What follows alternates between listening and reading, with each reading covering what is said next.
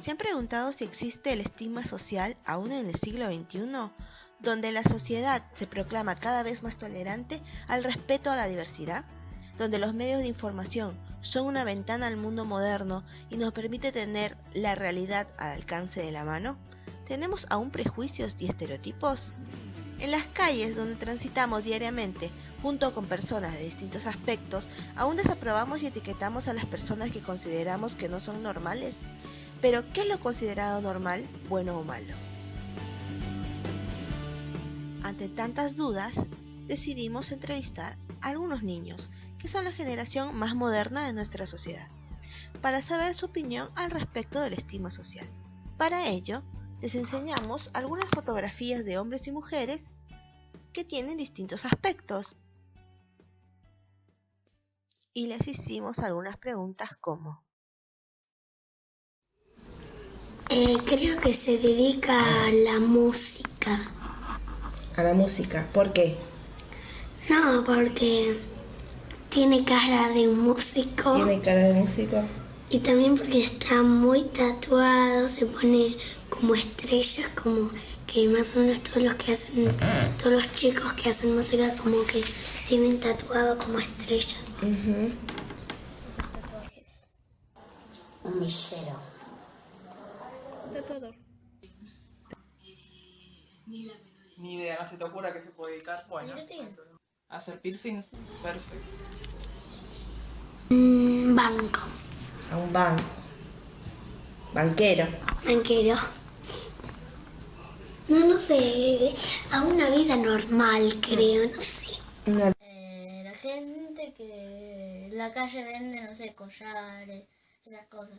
Ah, que vende collares en las calles. Es como si fuera un luchador. ¿Un luchador boxeador, vos decís? Que vende, ¿cómo se llama? Cadenitas y todo, cosas de oro. Boxeo. ¿Boxeo? Con los músculos. Ah, es verdad, tiene músculos. Como, ¿viste esa gente que ayuda a los demás? Como que dona cosas. Sí. ¿Limpia? ¿Por qué? Porque se ve mucha cara limpia.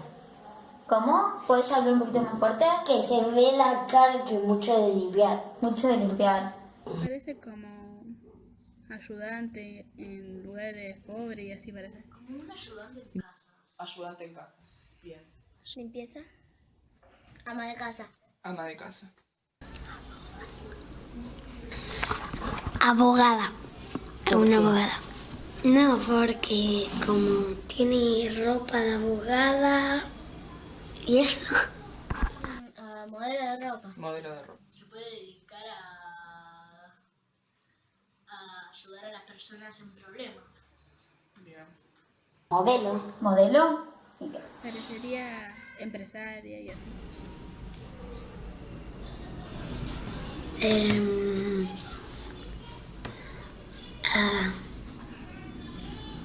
No sé, porque creo que como está en silla de ruedas, no creo que se pueda dedicar a tanto. ¿A qué se puede dedicar? Doctor. ¿Doctor? Bibliotecario. Bibliotecario. ¿Qué hace? Que corta pasto. No podría mucho porque está discapacitado, pero podría hacer cualquier cosa que pueda hacer, porque no son muchas cosas que pueden hacer los discapacitados. Perfecto. Maestro. A nada, Ah, nada. porque es chico. Bien. A la música. También a la música. A la música como de hip hop. Me parece que los DJ. Ah, parece un DJ. A la música. Hacer tatuajes. Bien. Pues hacer las personas que que tengan un poco más de confianza entre sí. Bien. Seguro al rock por su forma de vestir. También a modelo. A modelar. Bien. A una psicóloga. O doctora. O doctora. ¿Por qué crees que es doctora?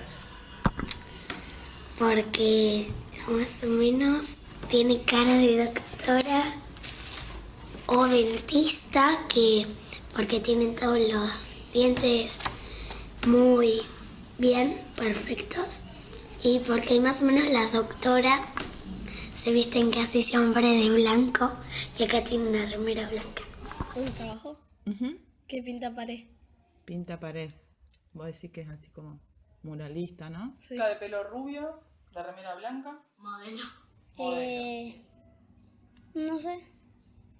¿En qué trabaja? ¿De qué trabajará? ¿En qué te imaginas que trabaja? Tenis, no. Puede ser.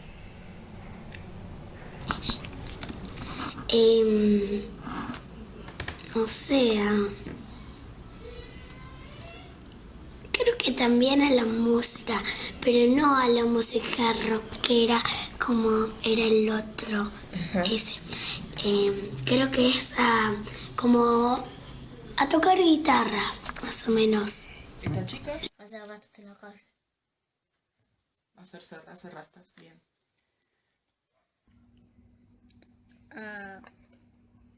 Tiene tipo de onda ambientalista, ¿sí? ¿Qué hace esos cositos? ¿Y Esos cositos que tienen en el pelo.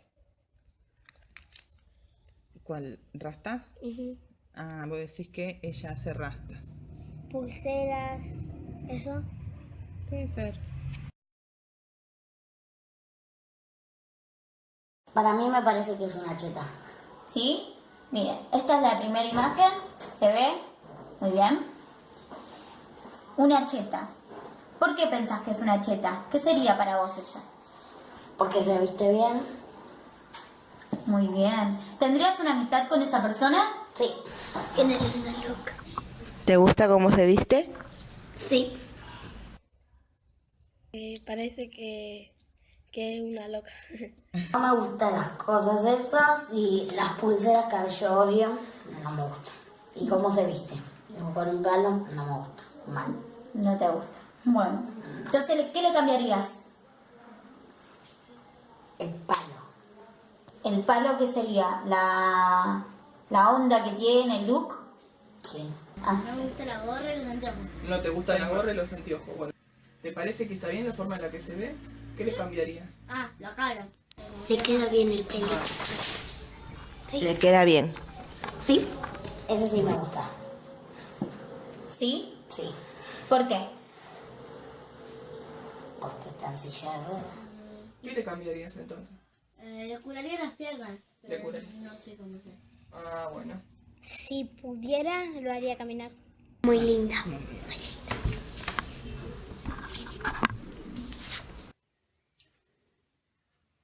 ¿Te parece que está bien la forma en la que se ve? Sí. ¿Bien? ¿No? ¿Por qué? No me gusta. ¿No te gusta? Los anteojos. ¿Los anteojos? Bueno. Le cortaría un poco el pelo. Le sacaría todos los tatuajes. ¿No te gustan los tatuajes? No. Bueno. Ella es muy simpática, se ve muy simpática. ¿Te parece que está bien la forma en la que se ve entonces? Sí. Buenísimo. Bueno. Los tatuajes a mí no me gustan. Ah, ¿no te gustan? No. Es linda. Me gusta el pelo.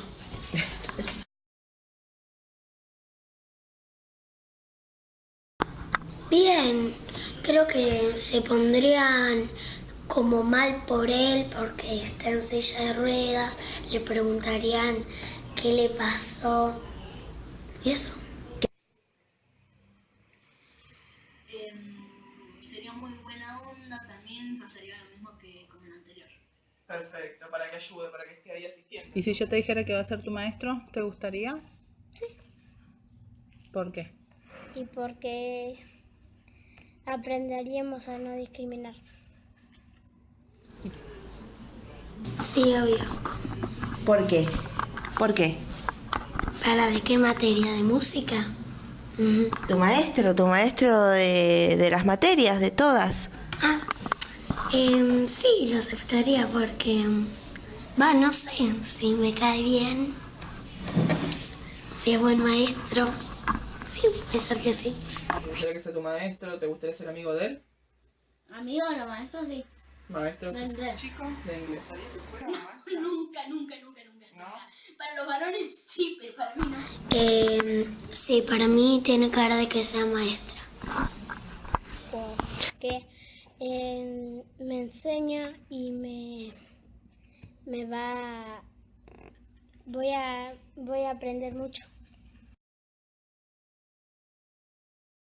¿Te gustaría que sea? Sí, ¿Por qué?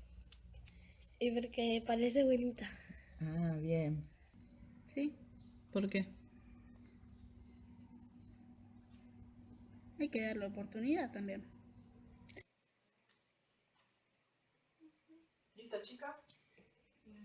Parecería muy buena onda para ayudarnos en problemas y si no sabemos algo, ella nos contesta algo. Como un auxiliar, como que esté al lado de la maestra, pero que no sea la maestra.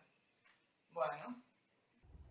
Si yo te dijera que va a ser tu maestra, Sí, me gustaría. ¿por qué? Se nota que es buena.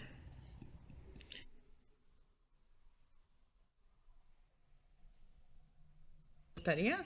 No, ¿Por? porque no me gustan los pelos. ¿Y la chica? ¿La rubia?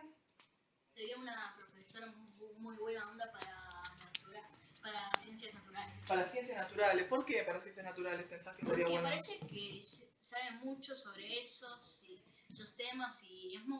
¿Una persona? Sí, ¿Por qué? porque es una persona, ¿Y no vos? tiene nada de malo. ¿Y si te dijera que va a ser tu maestra? ¿Te gustaría? No, ¿Por qué? porque no es una forma de vestir como de una maestra. Sí. Sí, creo que sí. ¿Cómo crees que sería como maestra?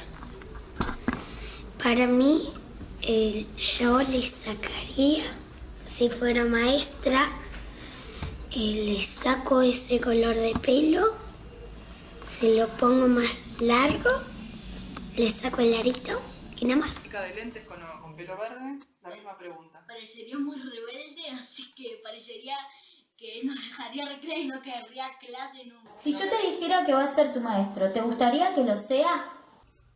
No. ¿Por qué? Qué bueno de tener una maestra abogada, sería lindo. Si yo te dijera que es una maestra, ¿sí? Que ella es una maestra, ¿te gustaría que sea tu maestra? Sí, me parecería muy buena onda. Sí, Sí. ¿Por qué? porque parece tener experiencia. ¿Te gustaría que fuera su maestra? Sí. ¿Por qué? Porque me enseñaría a hacer cosas. Como, wow, qué bueno, tenemos un nuevo maestro, qué bueno. Así. Sí, ¿Por me gustan qué? los deportes. A ella la relacionas con el deporte. Sí. Siguiente. Perfecto. ¿Y ella te gustaría que sea tu maestra? Sí, nos enseñaría muchas cosas y si aportamos mal, a veces se enojaría mucho, pero no tanto como mi maestra. Ah, ¿se enoja mucho tu maestra? Con los varones. Con los varones. Principal. Bien. Luego de escuchar sus respuestas tan diversas, decidimos entrevistar a los expertos en el tema. Entrevistamos al sociólogo Lucas Rubinich, profesor de la Universidad de Buenos Aires en la Facultad de Ciencias Sociales. ¿Por qué tienen respuestas tan diversas los chicos?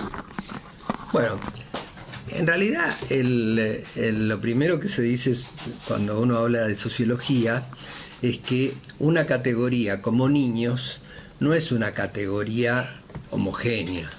En realidad está cruzada por otras cuestiones. Y básicamente, ¿cuáles son las otras cuestiones? Y son las diferencias socioculturales económicas, que no son infinitas, Entonces, yo lo que quiero marcar es que hay diferencias en las maneras en que los chicos estos miraron estas fotos, pero que seguramente si uno tiene la voluntad de mirarlas muy tranquilamente, se va a encontrar con que las diferencias no son tan grandes que uno va a encontrar algunos grupos que homogéneamente piensan una cosa, otros grupos que piensan otra cosa, y no va a encontrar infinidad de grupos, va a encontrar 3, 4 grupos, no más, porque tienen una cuestión más gruesa, que es decir, bueno, un origen social, pero es un origen social, cultural, no es solamente medirlo por un nivel de ingresos, sino el nivel de ingresos, el barrio en el que vive, el tipo de colegio al que asiste, grado de educación de los padres. Todos esos elementos resultan en lo que uno le permitiría armar un grupo con todos estos chicos. Y seguramente armaría no más de 3, 4 grupos, y en cada uno de esos grupos las respuestas serían más o menos homogéneas. Seguramente es así, porque en la vida social hay una relativa regularidad. Es verdad que hay tribus y que uno se puede encontrar en un mismo sector social con un pibe, obviamente, que tiene gustos musicales distintos al del otro. Entonces puede haber una caracterización positiva o negativa del muchacho de tatuajes desde un mismo sector social. Pero en general, si uno mirase a todas las fotitos, se encontraría con que esos pibes que pueden tener una diferencia por una cuestión de gusto musical, de pertenencia a una tribu cultural, siendo del mismo sector socioeconómico, seguramente van a tener respuestas parecidas con respecto a las otras fotos. Va a haber una regularidad. Esa es la mirada sociológica, decir que la niñez no es una categoría que sirva para pensar en tipos de comportamientos. La niñez es importante porque tiene una característica etaria, pero la característica etaria tiene una dimensión que la verdad no es la determinante. Los comportamientos sociales de los chicos están mucho más influidos por las variables socioeconómico-culturales que por su edad. La situación del estigma se construye a partir de la necesidad de diferenciación de los otros. Es una construcción histórico-cultural, pero sin embargo tiene fuerza. Entonces, lo que uno no puede hacer es decir, porque analíticamente es una construcción histórico-cultural, que un grupo ubicado en una mejor posición produce una mirada descalificadora hacia el otro ubicado en una posición inferior. Esa situación, digamos, no es una situación natural, es una situación construida socialmente. Ahora, que sea construida socialmente no quiere decir que no sea potente, que no sea fuerte y que no produzca dolor. Digamos, estas situaciones producen sufrimiento. Entonces, uno tiene que tomarlas bien en serio. No son naturales, son construcciones histórico-culturales, pero tienen una fuerza importante y hay que luchar contra ellas.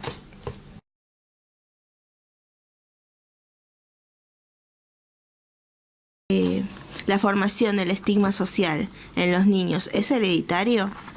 No, en realidad no hay ningún proceso social que se pueda pensar, no hay ninguno de estos comportamientos que sean hereditarios. ¿Por qué? Porque son construcciones histórico-culturales.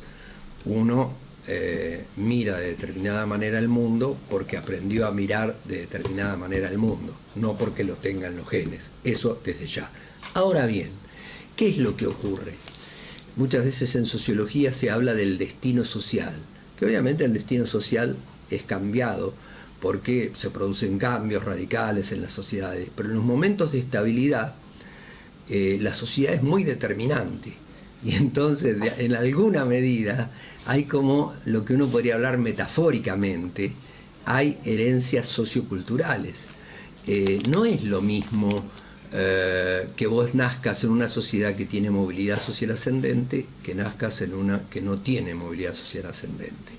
No es lo mismo que vos nazcas en una sociedad estática sin movilidad social ascendente de un padre que no tiene recursos económicos que nazca de una persona que tiene recursos económicos. Claro. Entonces, hay una herencia sociocultural que obviamente se puede revertir, pero en general se revierte en términos políticos, ¿no? Se revierte siempre, a veces en términos individuales. Vos tenés la suerte de que tuviste un maestro que te contuvo demasiado en una escuela muy pobre y pudiste zafar, como se dice coloquialmente, pudiste producir un cambio. Pero en general los cambios más significativos, que demuestran que se puede revertir esas herencias socioculturales, son cambios políticos. Cuando la sociedad se organiza y decide cambiar las formas de organización socioeconómica que existían hasta ese momento, y entonces vos, que era una persona que tenía un destino social, que estabas destinado a trabajar toda la vida en ese lugar oprobioso, de pronto un cambio político-cultural, un cambio económico te pone en otra situación. Es también un poco azaroso. Entonces quiere decir que esta formación hacia la mirada del otro, de cómo miramos al otro, puede cambiar en el niño después. Por ejemplo, estas respuestas que dieron estos niños luego de acá, terminando el colegio, durante el colegio, en la secundaria, ¿puede modificarse? Todo puede cambiar, claro que puede cambiar. Lo que no hay que creer ingenuamente es que se cambia simplemente por un ejercicio retórico. Muchas veces las personas que se ocupan de pelear contra la discriminación, hay personas que lo hacen muy bien, hay otras personas que se conforman con una especie de intercambio retórico. Hay un muchacho, el muchacho sabe, tiene un monitor sociológico cada chico que sabe qué es lo que tiene que responder a una persona que viene preocupada por tal cosa.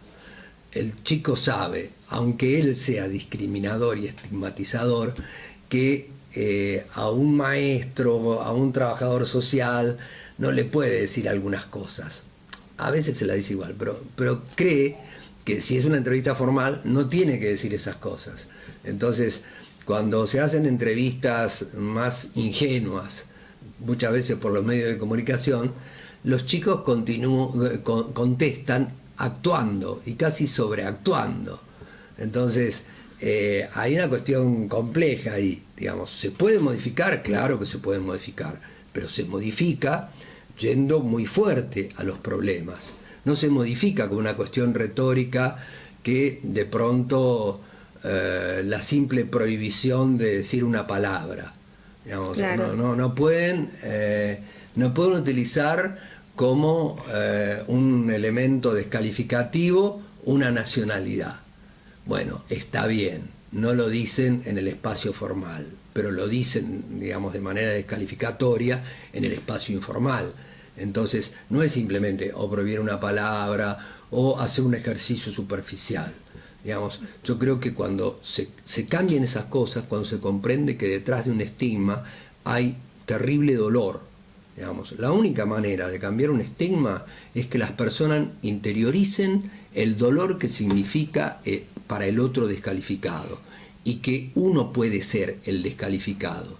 El que hoy descalifica a uno en una posición social y cultural determinada puede ser descalificado por el otro. Yo creo que la única manera de trabajar fuertemente con eso, sobre todo en la niñez, con los pibes, es ver lo que significa el dolor, y que él está diciendo algo que en otro espacio se le pueden decir a la mamá o al papá. Esa es la clave. O sea, lo que causa este estigma hacia esta persona.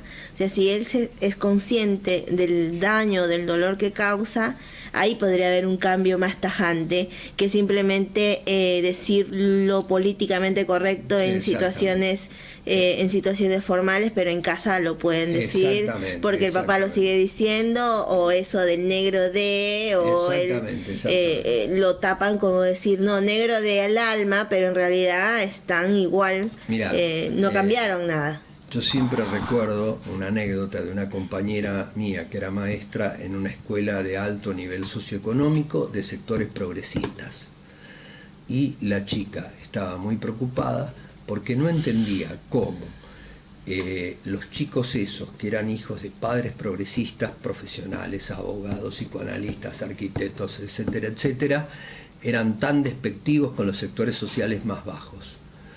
Y entonces yo le decía, lo que ocurre es que no siempre es así, pero vos te habrás encontrado con un espacio en donde tenés un padre que en términos de un discurso público dice, nosotros estamos contra la discriminación porque queremos una sociedad mejor, y cuando se sienta a la mesa le dice a la mujer, pero este negro de mierda. Entonces el pibe dice lo que ve fuertemente en la intimidad de la casa y se da cuenta que eso es pura retórica. Entonces, en una situación de confrontación en una escuela de alto nivel económico, donde las maestras son de menor nivel económico que los pibes, había miradas descalificatorias de autoridad, digamos, de los alumnos frente a las maestras, pero eso era explicable en función de eso, de ese doble discurso que existía en ese contexto familiar. O sea que la cosa no es fácil. También entrevistamos a la psicóloga Florencia Fleitas, profesora del Instituto Superior de Formación Docente número 52.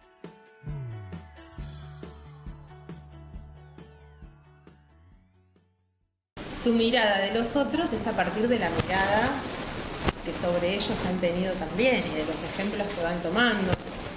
Hay una cuestión en relación a lo que es la construcción social de la identidad, que hay una cuestión en relación a lo que es la socialización primaria y la socialización secundaria, en donde, bueno, la socialización primaria justamente va a tomar para construir esta identidad todo lo que son los modelos familiares, y como modelo tenemos todo lo que son los ejemplos de los papás.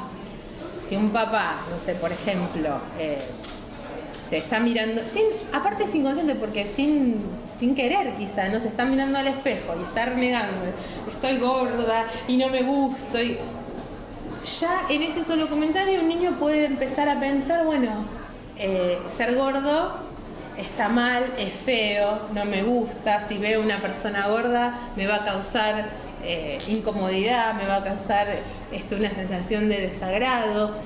Y la mamá nunca le dijo algo malo sobre una persona gorda, solamente está en su vida cotidiana se está encontrando también con cuestiones que responden a modelos sociales a la vez, ¿no? Ahí se va construyendo la mirada del otro. Exactamente.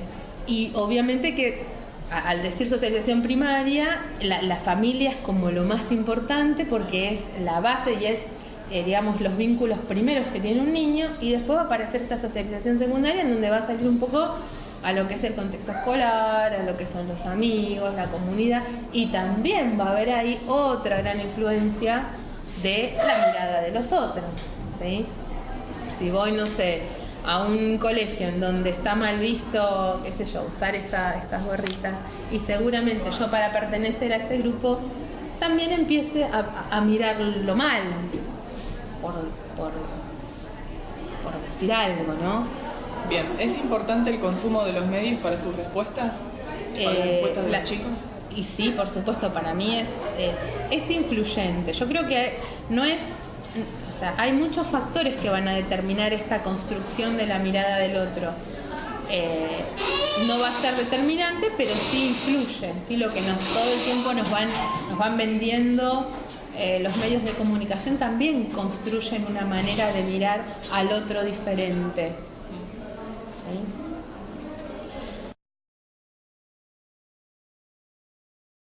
¿Cuánto tiene que ver la escuela para fomentar la estigmatización? Tiene que ver bastante. Me parece que tiene como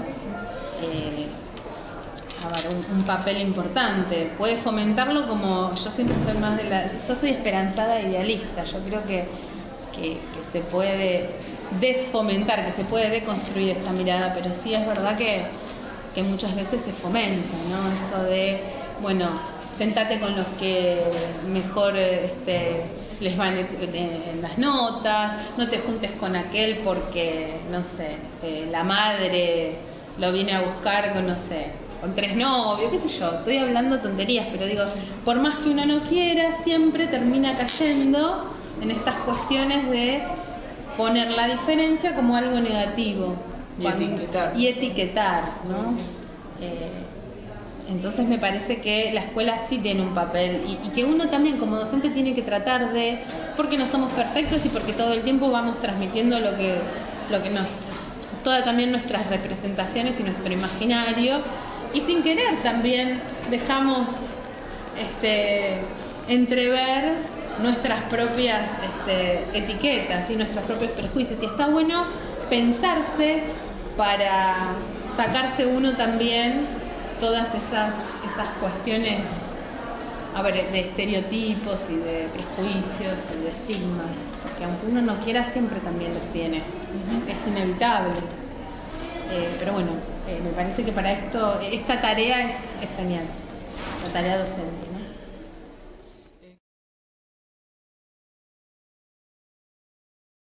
¿Por qué es importante el respeto a la diversidad? Y bueno, justamente me parece que tiene que ver con esto de reconocer lo diferente, reconocer que el otro es diferente pero sigue siendo igual a mí. Tiene que ver con una cuestión de equidad, ¿no? de igualdad, que es fundamental y me parece en la escuela que es fundamental.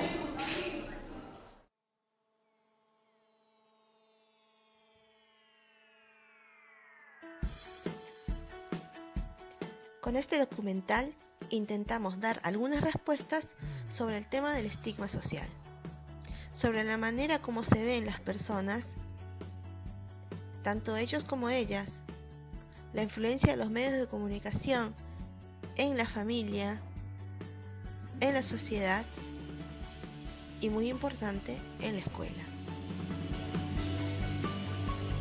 Con respecto a nosotros, esperemos que ustedes no se olviden salir sin su estereotipo, por favor.